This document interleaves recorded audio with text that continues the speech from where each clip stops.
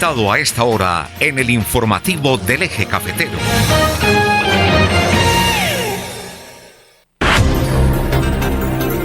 Ocho de la mañana, 59 minutos. Las 8 de la mañana, 59 minutos.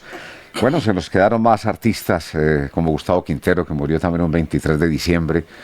Diomedes Díaz, que murió por esta época del año, para recordar. Pero hicimos, en parte, un pequeño recorderis con todos, con algunos de estos artistas que murieron en esta época y que definitivamente nos dejaron mucha música también para seguir disfrutando en esta época del año. Hoy vamos a tener la novena al Niño Dios después de las 9:30 de la mañana para que nos acompañen en el último día de la novena al Niño Dios. Le damos la bienvenida a Julián Chica Cardona con su sección de los martes aquí en el informativo del Eje Cafetero. Julián, bienvenido, buenos días. Muy buenos días, Álvaro. Un saludo para el doctor Hernán Aguirre y los amigos del Control Master. ¿Qué tenemos para hoy, Julián? Hoy queríamos empezar el tema de los gitanos, abordar ese aspecto que se ha tomado dentro de la curiosidad histórica en la región como un tema exótico. Se ha tomado como una referencia diferenciadora para el resto de los municipios, pero no ha habido investigaciones ni siquiera que se acerquen superficialmente a la presencia de ellos en esta zona. Habría que recordar que hacia la década de los años 20 y 30 hubo comunidad gitana en el municipio de Pereira, establecida inicialmente en los alrededores de la feria, y más adelante ya dentro del casco urbano, en lo que hoy es el lago Uribe. Ahí en ese lago cuentan las crónicas de la ciudad. Había una gran ceiba en todo el centro del parque y alrededor de ella se ubicaban estas familias gitanas para ofrecer sus productos, sus trabajos en cobre, martillado. Tenían una forja, comerciaban los caballos, de los cuales han sido muy hábiles, el conocimiento que tienen de los equinos y de la cría de ellos y de la comercialización, sobre todo la comercialización, la elaboración de todos los elementos que incluyen la talabartería para los jinetes, y también las señoras mayores ofrecían allí sus servicios de quiromancia, lectura de la mano, y otras asesorías ya de orden médico, digamos, de medicina homeopática, medicina natural. Entre ellos se habla de los abortivos, que en esa época era un tema tabú, un tema prohibido también. La sociedad empezó obviamente a reaccionar ante la presencia de ellos porque culturalmente eran diferentes al comportamiento moral, digamos, de la comunidad, de esta población en ciernes, y esto se relaciona con la idea de talar la ceiba del lago Uribe, y no solo talarla, sino arrancar toda su raíz, al punto que quedó un hueco, quedó una profundidad en el suelo, en ese punto céntrico, que para sustituirlo se propuso la idea de crear este espacio acuífero que es emblemático para Pereira, para los pereiranos, y del cual hay suficientes fotografías sobre su uso, sobre todos los elementos que ha convocado alrededor de él, como el pasillo de los enamorados, el paseo de las heladerías, y ha sido siempre una sala de recibo, un punto de encuentro desde vieja data, también para los intelectuales, como quiera que allí ya existe un pedestal de la década del 80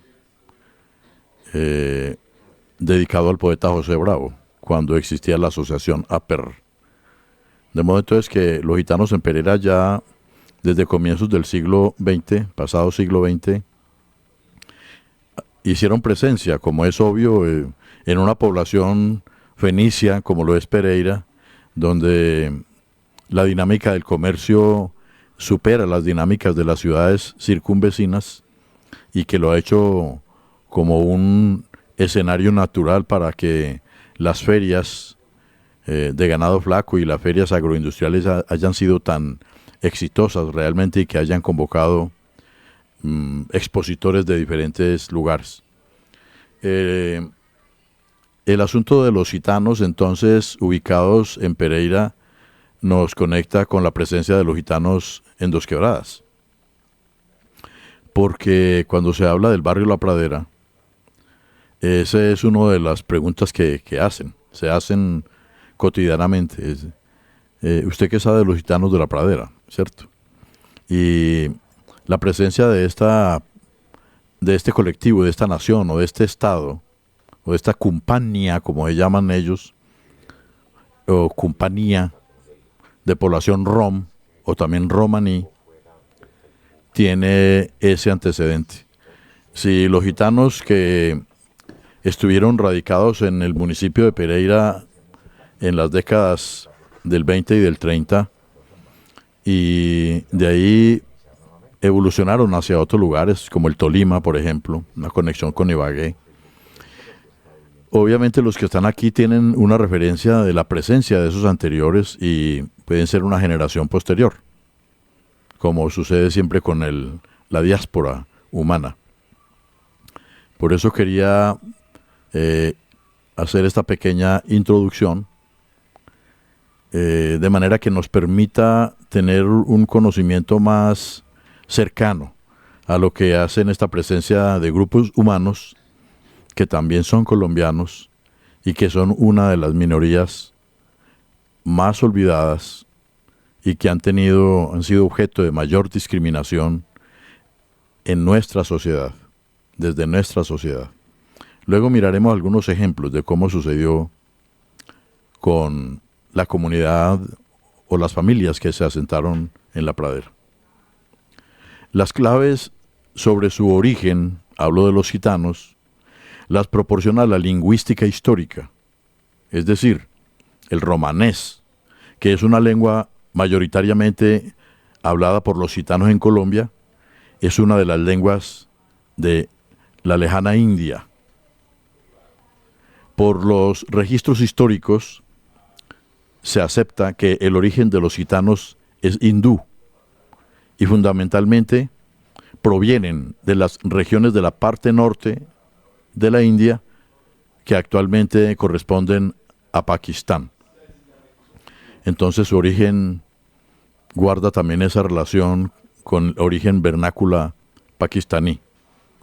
Desde esta zona, aproximadamente en el siglo X de nuestra era, los gitanos empezaron a desplazarse hacia Occidente.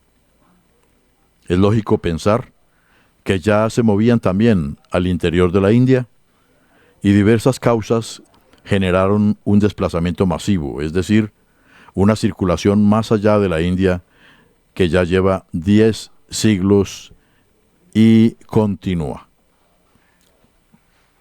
En cuanto a la palabra gitano, la tradición oral da claves muy precisas porque buena parte de los relatos que incluso tienen todavía una gran fuerza en Colombia guardan una relación de carácter estructural y fuertemente semántica con los relatos bíblicos. Los propios gitanos, o por lo menos parte de esta comunidad, cuando empieza a entrar en contacto con el resto de las comunidades, relatan e incluso explican su nomadismo desde relatos cristianos, los cuales resignifican muy creativamente. De ahí que, pues, si tratamos de hacer memoria de la historiografía del Oriente Medio y bíblico, advertimos que todos estos patriarcas, todas estas figuras, todos estos personajes que lideraron y personificaron el éxodo, su vida fue nómada y fue generaciones completas de nomadismo que nos conectan con ese elemento que nos permite entender por qué los gitanos aún son, pues no digamos nómades totalmente, pero sí seminómadas, porque la desaparición o el desplazamiento que ellos realizaron desde el municipio de Dos Quebradas no es porque los echaron, ya que ellos están habituados a esa clase de discriminación, a esa clase de persecución. Ellos ya entienden que ese es su propio karma, sino que su nomadismo los jala a llegar a otros lugares, a explorar otros sitios, a conocer otros territorios donde sus hijos evolucionen, crezcan y tengan allí un proyecto de vida. Uno de los relatos antiguos ubica a los gitanos en Egipto y tiene que ver con el momento en el que, o el pasaje en el que le negaron la posada a José y María en su camino al nacimiento de Jesús. Entonces, desde allí hay relatos que señalan que ellos, al haber realizado esta acción, fueron condenados a vagar durante un periodo específico de tiempo. Es decir, ellos mismos, en un momento dado, se ubican míticamente en Egipto gitano, es, en el caso del castellano, una derivación del egiptiano.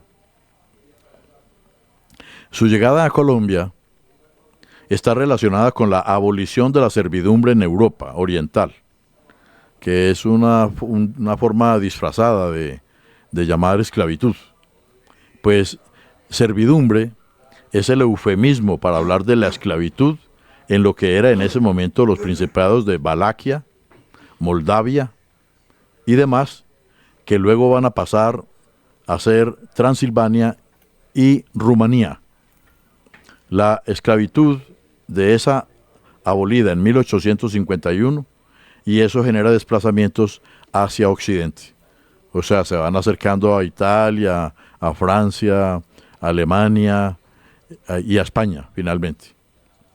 Muchos de los gitanos que actualmente viven en Colombia provienen de ese desplazamiento y llegaron al país a finales del siglo XIX, porque en Colombia hay por lo menos dos grandes divisiones culturales relevantes para la propia comunidad. Una es la comunidad rom o romaní y la otra la comunidad lunar.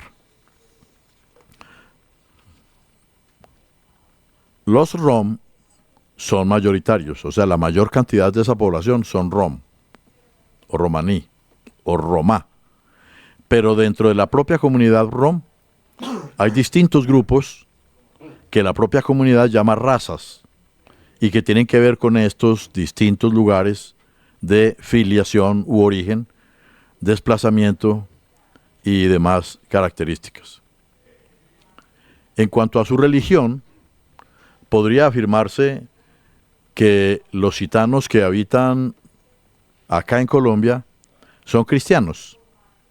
No en el sentido habitual que nosotros le damos a la cotidianidad en ese término, es decir, son cristianos, católicos y pertenecientes a otras comunidades religiosas.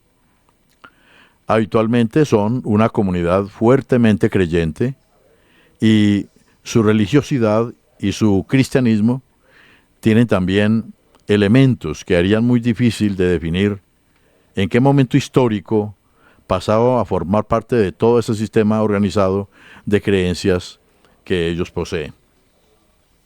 Uno de los ejemplos de estos grupos que ha sido pues mirado en mayor detalle por parte de la academia es el grupo gitano existente en Tolima, donde existe una compañía o comunidad que en la actualidad están distribuidos en Ibagué y son en total 29 familias conformadas por alrededor de 92 personas.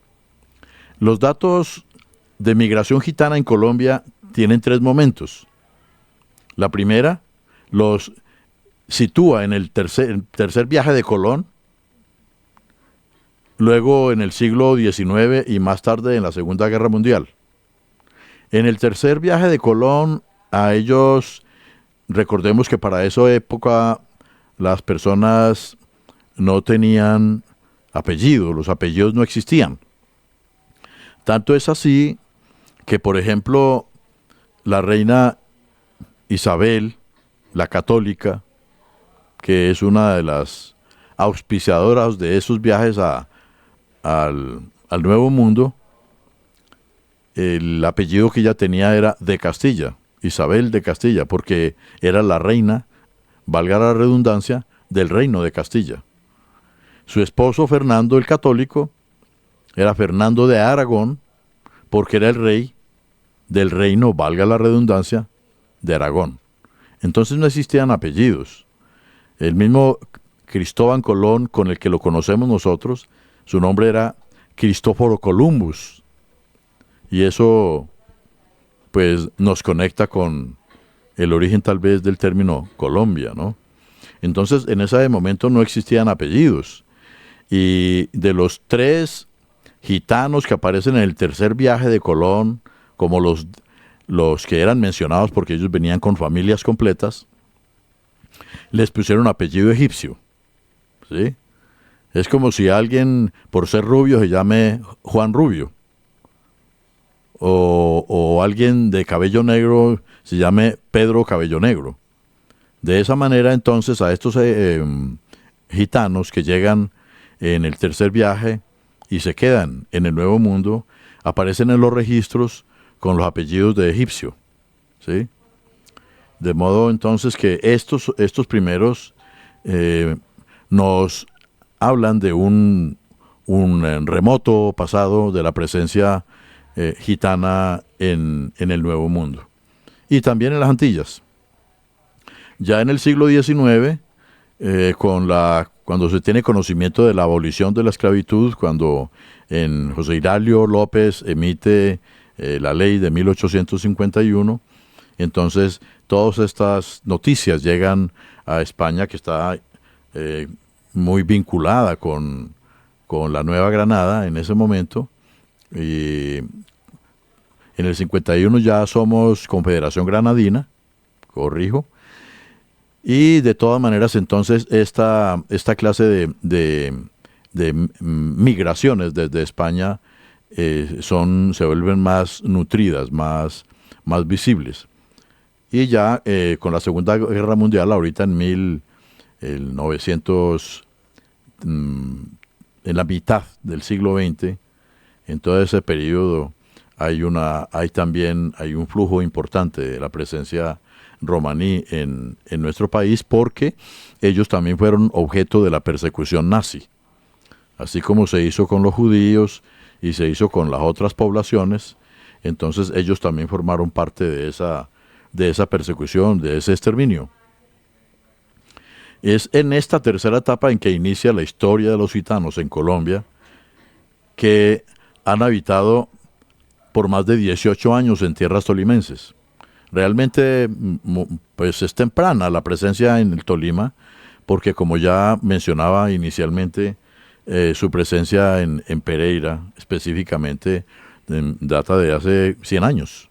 Estamos hablando de 100 años de la presencia de ellos, pero intermitente, ¿no? Porque no se quedaron. En el Tolima llevan una generación realmente, están ahí una generación. Los municipios donde hacen presencia en la región son Ibagué, Prado y Purificación. ¿Qué es lo que hace que sea más consistente y más notoria, más organizada la presencia de ellos en el Tolima?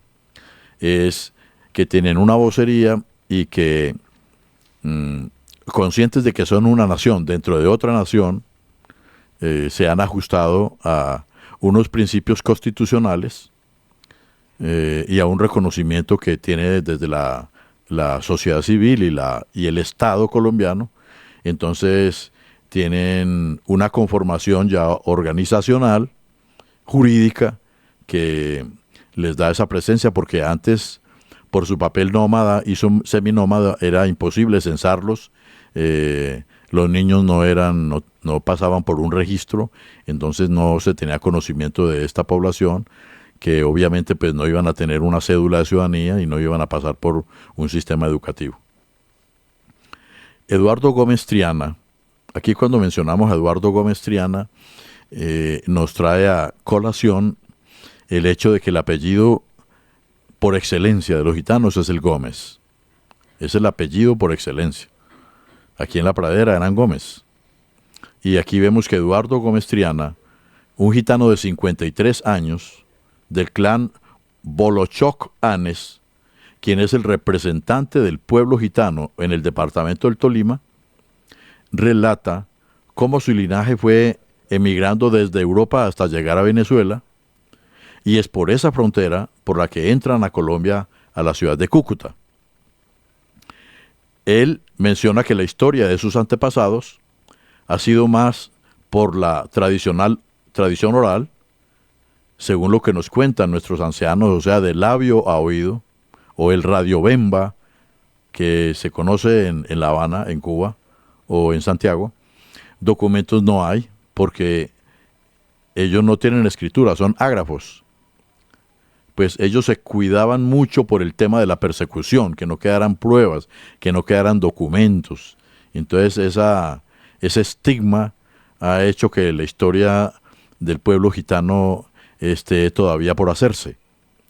De Cúcuta se desplazaron hacia Antioquia, luego se regresaron a la costa Caribe, llegaron a Risaralda, Cali y Popayán. Entonces aquí estamos observando nosotros, constatando que la presencia gitana de las primeras décadas del siglo XX en Pereira es una explicación del origen de la presencia gitana en el Tolima, que si llevan 18 años organizados en Ibagué y en Purificación en Prado, es muy probable que sean muchas más décadas antes de esa organización que ya estaban instalados en el Tolima. De modo entonces que ahí queda ese gran interrogante. Y cuando mencionamos, por ejemplo, a Eduardo Gómez Triana, que se cita aquí como vocero de la población romaní en el Tolima, no es una coincidencia, sino que es un hecho real, constatado de los Gómez, y es que, por ejemplo, la vocera, representante a nivel nacional del Estado romaní en Colombia, llama Dalila Gómez. Entonces, esta relación nos muestra de qué manera la sangre y la epigenética del apellido se mantiene en esta población. Dice Eduardo Gómez Triana, comillas, nosotros llegábamos y vivíamos 2 o 3 meses en un lugar. Éramos nómadas, cierra comillas. Su fuente de trabajo sigue siendo el comercio, la orfebrería, la talabartería y la venta de caballos.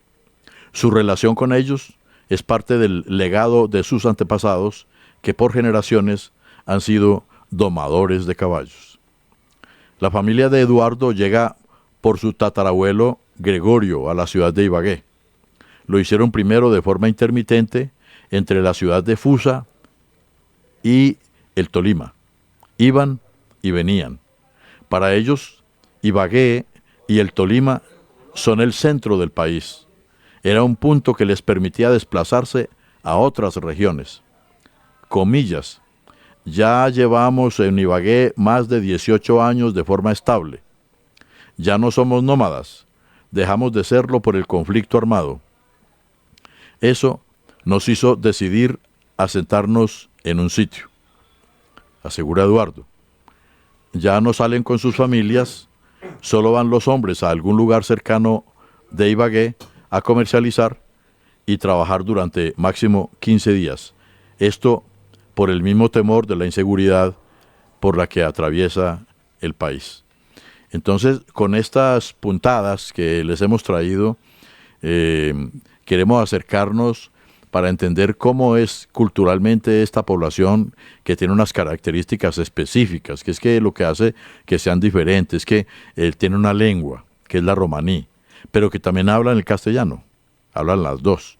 En cierta manera, nos superan a la mayoría de las personas en Colombia porque por lo menos hablan dos lenguas. Lo que pasa con los embera chamí también, que hablan el chamí y hablan el castellano. Y con estas características, la primera es esa, que habla en romaní. La segunda es que son nómadas o seminómadas, por lo menos, ¿sí? Y la otra es que negocian con caballos y que tienen una fuerte cultura que mantienen tanto en la educación, en la formación de la niñez, como en la estructura social y jerárquica que tienen al interior, de la cual queremos hablar en el próximo programa. Tengan todos ustedes un buen día. El 31 de diciembre, ¿no? Claro. Terminando el año ya, próximo claro martes. Gracias, Julián. Feliz Navidad le deseo. Son las